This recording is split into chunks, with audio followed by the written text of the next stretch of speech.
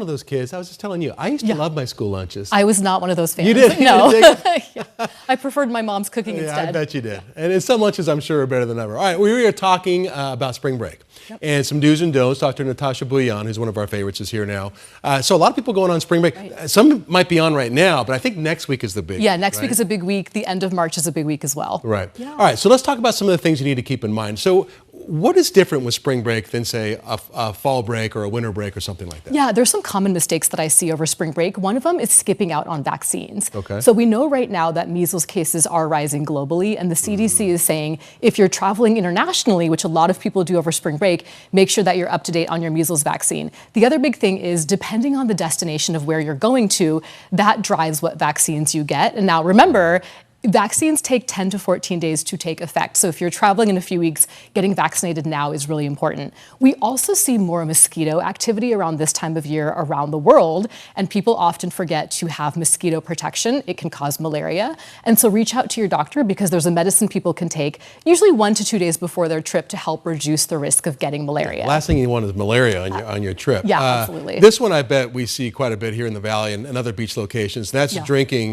without, hydrating. Yeah, right? We do see a lot of injuries actually from people who drink too much alcohol. They get dehydrated. Sometimes there's like drownings or risk of drownings, and so that's really concerning. Food safety is another one. Make sure when you're traveling internationally, don't have ice in your drinks. Don't eat fruit that's unwashed. Make sure you're not eating, raw foods from a street vendor because that can cause traveler's diarrhea, which I see a lot of. And they do look good, those street vendors, but boy, buyer beware, right? E. coli for sure. And then the other big one, spring break is filled with lots of physical activities. And there's people that often get injured actually because they're maybe sedentary, they're not usually doing these activities, and then over spring break, they're jet skiing, they're surfing for the first time. So I tell people before you go, make sure you do some strength training, some stretching, and don't push yourself too hard. Right. And I mean, you can also YouTube some of these sports too and get some tips on how to, how to at least basically do it. Yeah, don't just do it dry. Make sure that you are trying, practicing stretching beforehand. Right. All right. And you were also saying that there are certain medicines you kind of want to have with you. Yeah, these are prescription medications you can reach out to your doctor for. I mean, we talked about the ones for malaria, but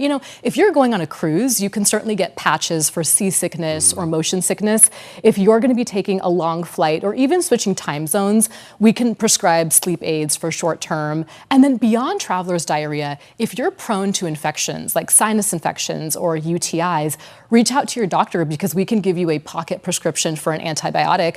That way you have it on hand because sometimes when you're in another country, it's harder to get these prescriptions, especially if you know you. It happened to us in Bali where we had what they called Bali belly. Oh, goodness. The kids got hit with it, and the next thing you know, we're in this little tiny emergency room and there's language barriers and all kinds of issues we're dealing with. Yeah, and usually when I'm, as a physician, I'll just give my patients prescriptions and I'll tell them, here's how you take it when you're traveling. Altitude sickness is another one. So if you're going somewhere where you're ascending pretty quickly at high altitudes, there's medicines we can give you to reduce the risk of altitude sickness. Right. All right. Any final thoughts? Well, there's a lot to remember. So I tell people the S's for spring break safety. It's sun, shots, swimming, and sanitize. I like to add one more, which is schedule a visit with your doctor if you have any questions.